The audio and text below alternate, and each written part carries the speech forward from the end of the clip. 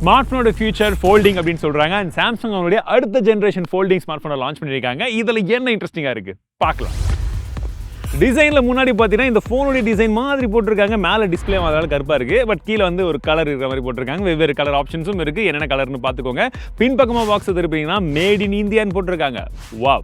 And இந்த மொபைலில் நிறைய விஷயங்கள் வந்து பார்த்தீங்கன்னா ரீசைக்கிள் மெட்டீரியல் யூஸ் பண்ணியிருக்கிறதா சொல்லியிருந்தாங்க. அண்ட் இந்த பாக்ஸும் பார்த்தீங்கன்னா 100% ரீசைக்கிள் மெட்டீரியலாலே வந்து செய்திருக்குன்னு சொன்னாங்க. சஸ்டைனபிலிட்டி சாம்சங் இது வரைக்கும் கொண்டு வந்ததுலேயே இதுதான் மிகப்பெரிய கவர் டிஸ்பிளேன்னு சொல்லலாம். 3.4 இன்ச்க்கான உங்களுக்கு AMOLED டிஸ்பிளே கொடுக்குறாங்க.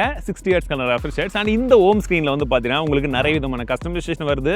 நீங்கள் எந்த ஸ்க்ரீன் இந்த மாதிரி ரொம்ப க்யூட்டாகவும் வந்து வச்சுக்க முடியும். அண்ட் இது இல்லாமல் இன்னும் நிறைய விஜெட்ஸோடைய சப்போர்ட்டும் வந்துருக்கு. இங்கே பார்த்தீங்கன்னா நீங்கள் கேலண்டராக இருக்கட்டும், இல்லை உங்களுடைய வெதராக இருக்கட்டும், இல்லை மிஸ்டு கால் யார் பண்ணியிருக்காங்க, அலாரம் என்ன வந்திருக்கு, ஏது வந்திருக்குன்ற எல்லாத்தையுமே வந்து பார்த்துக்க முடியும். அண்ட் யூடியூப் வீடியோவாக இருக்கட்டும், நெட்ஃப்ளிக்ஸ் வீடியோவாக இருக்கட்டும் இங்கேயே பார்க்கலாம். வாட்ஸ்அப்புக்கும் சப்போர்ட் இருக்குது. நீங்கள் மெசேஜஸ் வந்துச்சுன்னா ரிப்ளை இங்கிருந்தே பண்ண முடியும். குவாலிட்டி கீபோர்டும் வந்து வருது. அது பர்ஃபெக்டாகவும் ஒர்க் ஆகுது.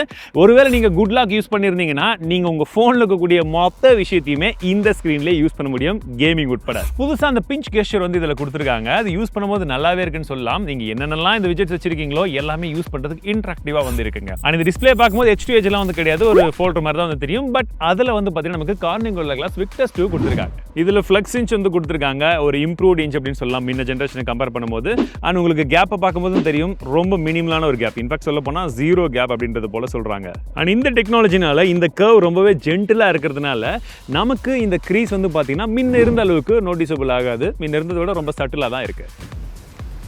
இன்னைக்கு தேதியில் இருக்கிறதுல பெஸ்ட் சிப்பான ஸ்னாப்டிராகன் 8 Gen 2 இதில் கொடுத்துருக்காங்க. இது ரொம்ப ப்ராக்டிக்கலான ஃபோல்டிங் ஸ்மார்ட் ஃபோன் நான் சொல்கிறதுக்கான காரணம் இந்த பொசிஷனில் வந்து பாருங்கள், போன ஜென்ரேஷனை விட நல்லா தின்னாவே வந்து இருக்குது. அட் த சேம் டைம் நீங்கள் கேரி பண்ணுறதும் ரொம்ப ஈஸியாக இருக்கும், பிரச்சனை இல்லை. அண்ட் கையில் இன்ஹேண்ட் ஃபீலுமே வந்து இட்ஸ் பெட்டர் தேன் பிஃபோர். IPX8க்கான ரேட்டிங் இருக்குது. சரி, தண்ணியில் போடலான்னு வந்தால் வெறும் செடி தான் இருக்குது. சரி, நம்ம வந்து வாட்டர் கேன்லேருந்தே தண்ணி ஊற்றி எப்படி இருக்குன்றது காமிச்சிடுறேன். 12 மெகாபிக்சலுக்கான கேமரா கொடுத்துருக்காங்க. முன்ன இருந்த அதே விஷயம் தான். பட் உங்களுக்கு டிஸ்பிளே இவ்வளோ பெருசாக இருக்கிறதுனால நீங்கள் இன்னும் கொஞ்சம் பயங்கரமாக இந்த டிஸ்பிளேவோட சேர்த்து இந்த கேமராவையும் வந்து யூஸ் பண்ணிக்க முடியும்.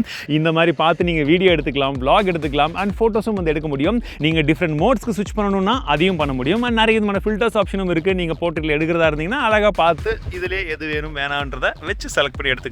நான் எடுத்த சாம்பிள்ஸ் ஒரு சிலது பாருங்க.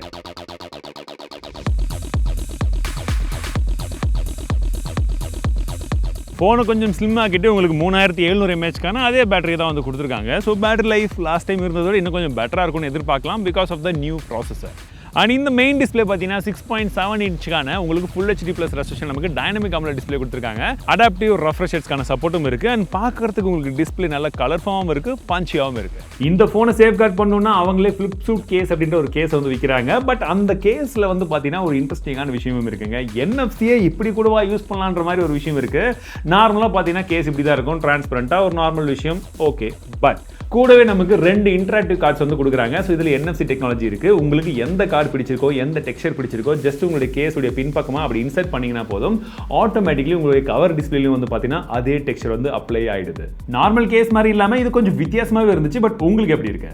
ஸோ இந்த Z Flip 5ல அவங்க என்னென்ன இன்ட்ரெஸ்டிங்காக கொண்டு வந்தாங்களோ அதை பற்றி தான் சொல்லியிருக்கேன். ஸோ இது விமர்சனம் எந்த விதத்துலையுமே கிடையாது. பட் உங்களுக்கு இந்த ஃபீச்சர்ஸில் எது ரொம்ப பிடிச்சிருக்குன்றதை கமெண்ட் செக்ஷனில் சொல்லுங்கள்.